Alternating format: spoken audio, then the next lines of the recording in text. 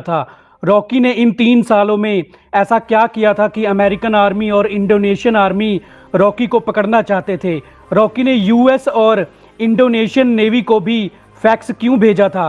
Rocky ने जानबूझकर Indian navy से उस जगह पर अपने शिप पर हमला करवाया जहां इंडियन ओशियन के बीचों बीच गहराई 20,000 फीट है। इतनी गहराई से सोना निकालना तो दूर, ढूंढना भी मुश्किल था। रमिका सेन को CIA ऑफिसर ने रॉकी के 16 देशों में किए गए क्राइम्स की फाइल दे दी है और अनंत इंगालगी की लाइब्रेरी में न्यूज़ 24 के ऑफिस में काम करने वाले पियन को KGF चैप्टर 3 की कॉपी भी मिल गई है।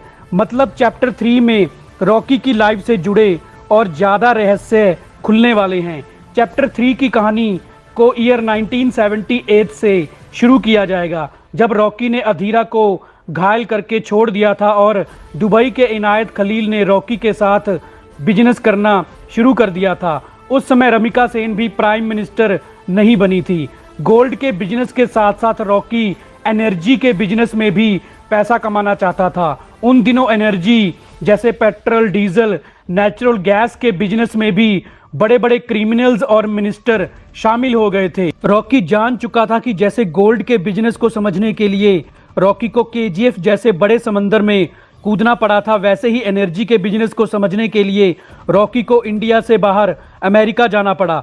अमेरिका जाकर रॉकी ने उसके रास्ते में आने वाले सभी माफिया डॉन्स को मार दिया। लेकिन धीरे धीरे रॉकी को समझ में आने लग गया था कि गोल्ड और एनर्जी के प्रॉफिटेबल बिजनेस में सिर्फ 1-2 कंट्रीज के माफिया डॉन्स ही नहीं, बल्कि पूरे वर्ल्ड में इन बिजनेस को पाने के लिए जंग चल रही है। रॉकी को इतने बड़े साम्राज्य को पाने के लिए जरूरत थी एक भरोसेमंद और उसी की तरह एक मॉन्स्टर की। रॉकी को वो मिल गया था, फरमान, जिसको हम चैप्टर 2 में देख चुके हैं। फरमान को अधीरा ने जान से नहीं मारा था, जिंदा छोड़ दिया था, क्योंकि अधीरा चाहता था कि फरमान अधीरा के खौफ के बारे में रॉकी को जाकर बताए। फरमान खूंखार अधीरा से डरा तो नहीं, बल्कि फरमान रॉकी के पास जाकर रॉकी को कहने लग गया कि वो खुद अधीरा को अपने हाथों से मारना चाहता है।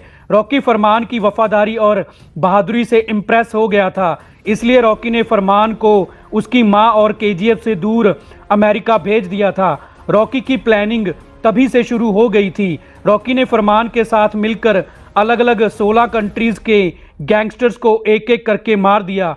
रॉकी ने फरमान को अपने साथ तो रखा, लेकिन फरमान का नाम किसी भी क्रिमिनल एक्टिविटीज़ में नहीं आने दिया। रॉकी ने फरमान की असली पहचान भी दुनिया से छुपा दी और उसका नाम सालार रख दिया। सालार मतलब जिसका रोल प्रभास प्ले करने वाले हैं। लेकिन KGF चैप्टर 3 में सालार को प्रभास के रूप में नहीं, बल्कि यंग बॉय के रूप में ही दिखाया जाएगा। रॉकी ने सिर्फ 2 सालों में ही पूरे वर्ल्ड के सबसे प्रॉफिटेबल बिजनेसेस पर कब्जा कर लिया था और उन बिजनेसेस को संभालने के लिए ट्रेनिंग रॉकी सालार को दे रहा था।